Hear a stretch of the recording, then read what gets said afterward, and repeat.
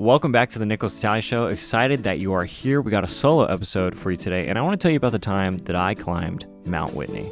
And you might be thinking to yourself, why do you want to talk about that? And boy, are you going to find out. So keep those ears wide and those hearts open. When I was in college, 2017, last semester before graduating, I climbed Mount Whitney, and it was a beautiful time. I did it with both of my brothers, both of them, and we set out to summit Mount Whitney at midnight. So pitch black, getting out there, rocking the headlamps, and it's hot.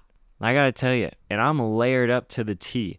I'm rocking a windbreaker and a sweatshirt, thermal underneath, long john pants, and then sweats over those pants, and then hiking boots. Because I knew when I get to the top of this sucker, it's gonna be crispy, cool, cold up there. Not to mention the 99 switchbacks while there's still ice up there. I just knew it was going to be cold at the top, all right? Tip-top cold. And so when we set out for this hike, my brothers and I, my brother was also layered up, one of them, and we started walking, and he was like, oh my gosh, I'm so hot right now. Not in like an attractive way, in like temperature way. And so he ripped off his jacket, and he laid it down on a rock. And that's being generous. He tossed it down on a rock and he said, I don't need this effing jacket. It's so hot. But hey, I'm gonna hype my man up here. So he tosses this jacket on the rock and he's like, I'm gonna get that when I come back down this mountain because I don't need it right now. It's so hot. And I thought to myself, that seems like a mistake. It's gonna be so cold up there. And lo and behold, we started climbing this mountain. We get to the 99 switchbacks. And it is windy, and it is cold, and we're getting beat down, and my brother is freezing. And I am taking stuff out of my backpack that I had. I was just looking to see if I had any layers because it was so cold. I ended up having this dirty pair of underwear that I put around my head to like block it off and use the hood to block off the other section. So only my eyes were covering, but nobody knows that. There's a photo of it online, and you just see the champion underwear going across my forehead. But nobody's got to know that. That'll stay between me and you. That's why we do these solo episodes, to be intimate with one another. Do you feel intimately touched right now? Do not answer that, and do not hound me for that online. Anywho, we get to the top, and he's so cold. He's freezing, and he's jealous of my dirty underwear because I'm warm now. I got it figured out. I layered up, and I pushed through the early pain of being too hot because I knew I would need it. I would need the jacket. I would need the layers when I got to the top. And when we summited that thing, he said, let's take a picture and leave. We're not hanging out because I'm freezing. And that's exactly what we did. Teeth were chattering. He was so cold. And I bring this story up because I feel like this is entrepreneurship in so many ways. One, quitting too early. Tossing your jacket off and saying, this venture isn't going to work. We were like 300 feet in. And that's how we get with entrepreneurship. We're 300 feet in, and we're saying to ourselves, I can't do this. This is too difficult. I don't want to figure this out, nor do I want to invest the time to level up my skills to become the person that can figure this out, which I think is wrong. Part of my opinion, a partial belief that I have that I'm still fully forming is that $0 to $10,000, I think, is all about not quitting. I quit my job. I blew through my emergency fund.